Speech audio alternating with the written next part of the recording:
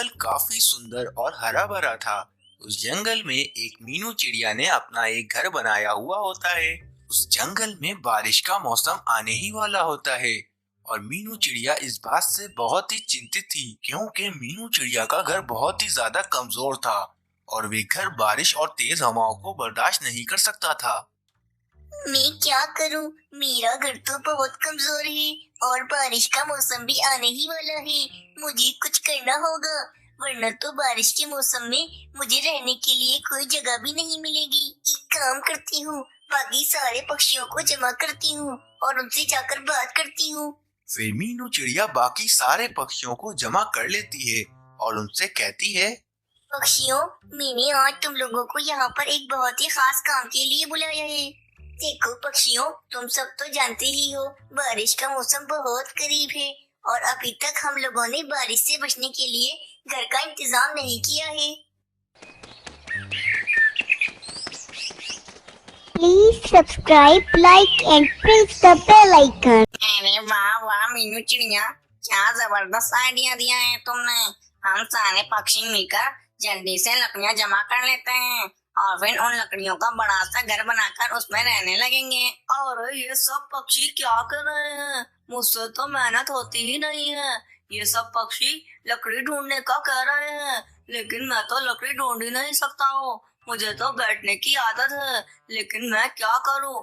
मैं इन पक्षियों को साफ मना कर देता हूँ। देखो पक्षियों, साफ सीधी सी बात है, मुझसे मेहनत नहीं होती है, इसीलिए मैं तुम लोगों के साथ घर बनाने में बिल्कुल भी साथ नहीं देने वाला हूँ। तुम लोगों को अगर घर बनाना ही है तो तुम सब मिलकर बना लो, मुझे मत बोलो इस काम के लिए। इरे कालू कौवे, ये तुम क्या कह रहे हो? ऐसा मत बोलो। देखो, अगर तुम भी हमारे साथ लकड़ियाँ ढूंढवाओगे तो उस घर में तुम भी रह सकते हो, वरना तुम हर साल की तरह इस बार भी बारिश में ही भीगोगे। देखो, हमारी बात मान लो और तुम मेरे साथ लकड़ियाँ ढूंढवाने में मदद करो। हाँ कालू कौवे, मीनू चिड़िया बिल्कुल ठीक कह रही है। हम सारे पक्षी मिलकर जल्दी से लकड़ियाँ ढूंढ लेंगे और फिर एक बड़ा सा घर बनाकर उसमें रहने लगेंगे। अरे तुम सारे मेरी बिल्कुल भी चिंता ना करो। बारिश के दिनों में मैं रानी की माँ के यहाँ चले जाऊंगा और वहाँ जाकर रह लूंगा। इतना कहकर वे कालू कौवा वहाँ से चला जाता है और वे सारे पक्षी लकड़ियां ढूंढने के लिए निकल जाते हैं। सारे पक्षी मिलकर इधर उधर लकड़ियां तलाश कर रहे होते हैं, लेकिन किसी भी पक्षी को कहीं पर भी कोई लकड़ी दिखाई नहीं देती। काफी देर तक लकड़ियां ढूंढने के बाद वे सारे पक्षी थक हार कर एक पेड़ पर आकर बैठ जाते हैं। मीनू चिड़िया, लकड़ियाँ तो मिल ही नहीं रही हैं। बारिश के दिन भी बहुत नजदीक आ चुके हैं। अगर लकड़ियाँ नहीं मिली तो हम लोग घर कैसे बनाएंगे? अरे पक्षियों, तुम लोग बिल्कुल भी चिंता ना करो। तुम लोग जाकर अभी अपने घोंसले में आराम करो। मैं जाती हूँ दूसरे जंगल, क्या पता मुझे वहाँ पर कोई लकड़ियाँ मिल जाएं। जैसे ही मुझे लकड़ियाँ मिल जाएंगी मैं तुम लोगों को वहाँ पर बुला लूंगी और फिर सारे पक्षी मिलकर वे लकड़ियाँ हमारे इस जंगल में ले आएंगे और फिर सारे पक्षी मिलकर उन लकड़ियों का घर बना लेंगे। हाँ मीनू चिड़िया, ये तुम ठीक कह रही हो। अभी हम अपने घोंसले में जाकर आराम कर लेते हैं। जैसे ही तुम्हें लकड़ियाँ मिल जाए तुम हमें तुरंत बता देना, हम वैसे ही वहाँ पर आ जाएंगे। फिर मीनू चिड़िया लकड़ियों की तलाश में दूसरे जंगल की तरफ निकल पड़ती है। ये सारे पक्षी बहुत ही होशियार हैं। मैं तो चाहता हूँ इन सारे पक्षियों को लकड़ियाँ ही नहीं मिले ताकि ये बारिश से बचने के लिए अपने लिए कोई घर न बना सके। और हर साल जैसे मैं बारिशों में भीगता हूँ वैसे इस बार ये सारे पक्षी और मीनू चिड़िया बारिश में भीगे। मैं तो यही चाहता हूँ। मेरा तो इंतजाम हो गया है। बारिश के दिनों में मैं रानी की माँ के यहाँ चला जाऊंगा और बारिश के सारे दिन मैं अपने मैके में ही काट लूंगा। वहीं मीनू चिड़िया लकड़ियां ढूंढते ढूंढते एक दूसरे जंगल में आ जाती है और आकर एक पेड़ के ऊपर बैठ जाती है। जब मीनू चिड़िया पेड़ से नीचे देखती है तो नीचे जमीन पर काफी बड़े साइज के फल पड़े हुए होते हैं। मीनू चिड़िया झट से उन फलों के पास जाती है।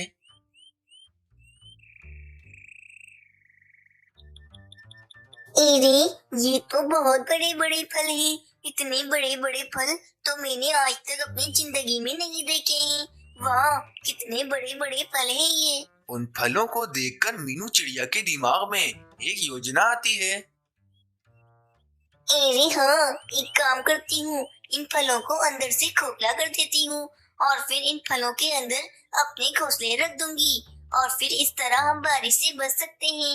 ये तो हमें बना बनाया घर मिल गया है। चलो जल्दी से सारे पक्षियों को यहाँ पर बुला लेती हूँ। मीनू चिड़िया वापस अपने जंगल की तरफ लौट जाती है। पक्षियों, तुम लोग इतने उदास क्यों बैठे हो? मैं तुम लोगों के लिए एक खुशखबरी लाई हूँ। मैं लकड़ियाँ ढूंढते ढूंढते अपने बराबर वाले जंगल में चली गई थी। हमारे बराबर वाले जंगल में काफी बड़े बड़े फल पड़े हुए हैं। अरे मीनू चिड़िया, हम वे फल खाकर क्या करेंगे? अभी हमें अपने खाने के लिए नहीं बल्कि अपने रहने के लिए कोई जगह ढूंढनी है। अरे परंतु मेरी बात तो सुनो, वे फल बहुत बड़े हैं, इसीलिए मैंने सोचा है हम उन फलों को खोखला कर कर उनमें अपने घोंसले रखकर रहने लगेंगे। अरे हाँ मीनू चिड़िया, ये तो तुमने क्या मस्त आइडिया लगाया है। हम उन फलों को खोखला कर कर उनमें अपने घोंसले रखकर रहने लगेंगे। इस तरह हम बारिश से भी बच सकते हैं। अरे तो मीनू चिड़िया, चलो जल्दी से हम उन फलों के पास जाते हैं। कहीं ऐसा ना हो उन फलों में कोई दूसरे पक्षी आकर अपना घोंसला बनाकर रहने लगे। अरे हाँ हाँ पक्षियों, तुम सब मेरे पीछे पीछे आओ, मैं तुम लोगों को उन फलों के पास ले जाती हूँ। मीनू चिड़िया उन सारे पक्षियों को उन फलों के पास ले आती है। अरे वाह वाह मीनू चिड़िया, इतने बड़े बड़े फल। इन फलों को खोखला कर कर हम इन फलों में अपने घोंसले रखकर रह सकते हैं। तो फिर चलो पक्षियों, हम इन फलों को खोखला कर देते हैं और फिर इनमें हम अपने घोंसले रखकर रहने लगेंगे। फिर कुछ देर के बाद वे सारे पक्षी अपने अपने फलों को खोखला कर देते हैं। फिर सारे पक्षी अपने अपने घोंसले उन फलों के अंदर रखकर रहने लगते हैं। अब तो उन सारे पक्षियों को बारिश की बिल्कुल भी चिंता न थी, क्योंकि वे फल अंदर से काफी ज्यादा नरम और गर्म थे। फिर एक दिन काफी तेज बारिश शुरू हो जाती है और काफी तेज हवाएं भी चल रही होती हैं। तेज हवाओं के कारण वे कालू कौवा अपने पेड़ के ऊपर घोंसला बनाकर बैठा हुआ होता है।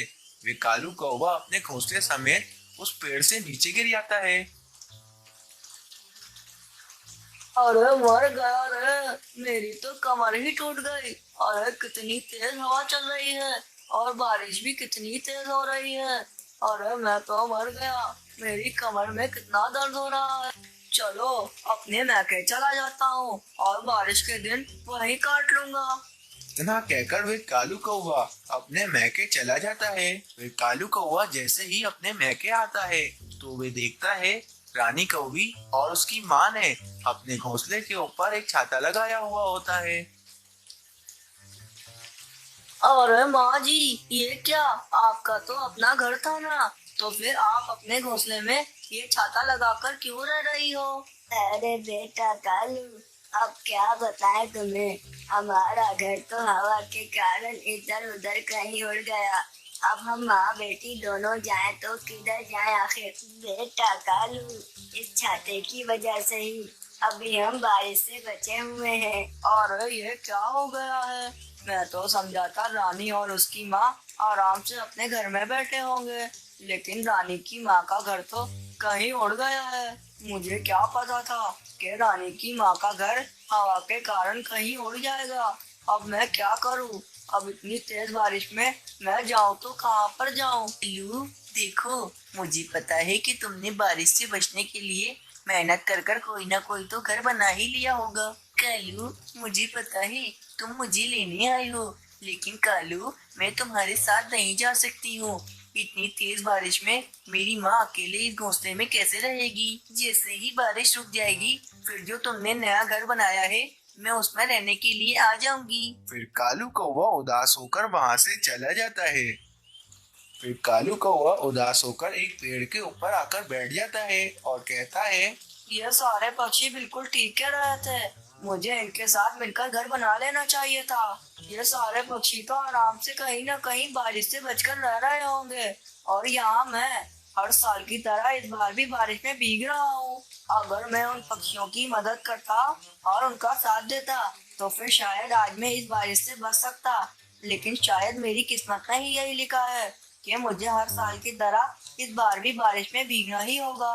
फिर कालू कौवा पूरी रात उस बारिश में भीगता ही रहता है। इस कहानी से हमें ये सीख मिलती है कि हमें अपने दोस्तों की बात मान लेनी चाहिए, क्योंकि हमारे दोस्त हमारे लिए बिल्कुल ठीक ही सोचते हैं।